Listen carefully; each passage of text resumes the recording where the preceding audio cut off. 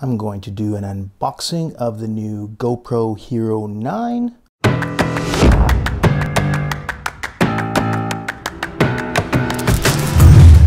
The last GoPro I had was a Hero 6, which I wasn't very happy with.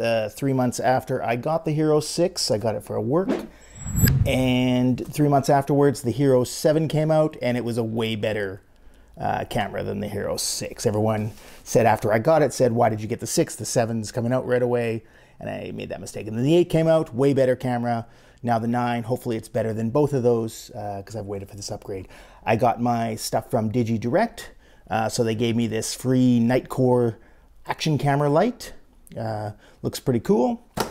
And here is the new GoPro.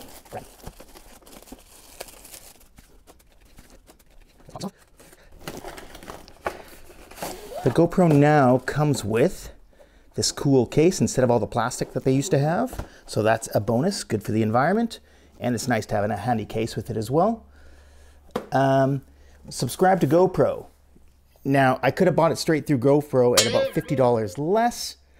And got a GoPro subscription with that as well. But for some reason, I decided to go with Direct. And I'm not sure if I made the right choice because I could have had the free backups and the insurance on it, but we'll see. I got that light. Wow. Woo. So here's the GoPro. Pretty awesome. You have the front screen on there. Front screen's bigger actually than I thought it would be. This lens will pop off. Not sure how that does that yet. And you've got your back screen there. You have a battery included, cable, bracket, and that's about it for the GoPro.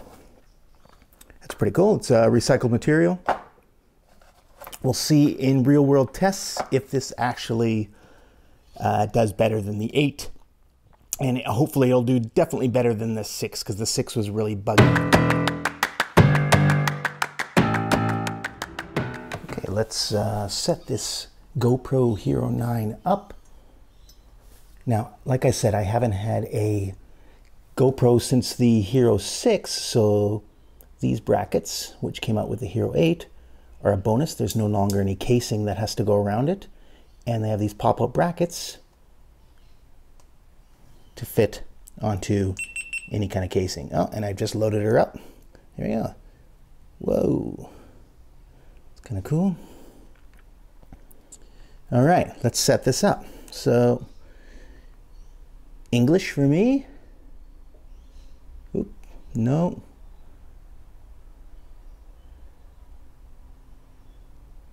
And we'll see if this touch screen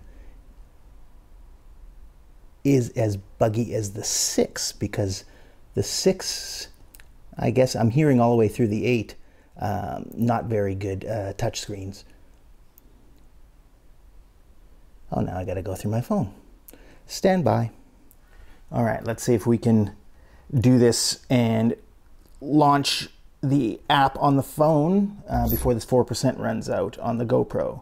So I'm gonna add a new GoPro. Let's see if it locates it. No camera found. Okay, Hero 9.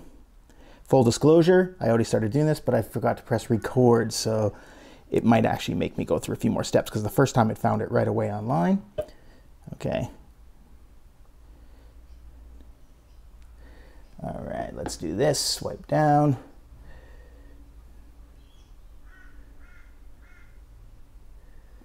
Tap connections. Tap connected device. GoPro app. There we go. Continue. We found your GoPro. If you just take it out of the box, you don't need to actually do all these steps. Just for idiots like me, I'll save that name for the time being.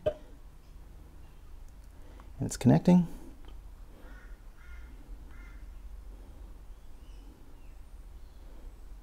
This can also be a problem solver for somebody who has to connect a GoPro that they've purchased from someone else. All right, so it's asking me to update the camera. I'm going to skip that for now because my GoPro is going to run out of juice. All right, so you can update the camera as well. GoPro's ready.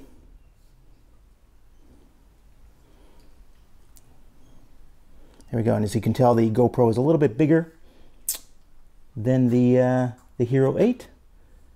Feels a little chunkier, feels quite solid actually, I like it.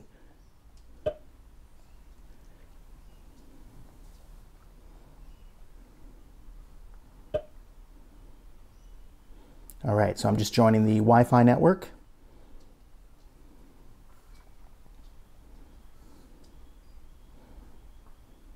There we go. And I've started the preview. Pretty cool. Boom, boom. And it's pretty fluid. Frame rate is pretty good.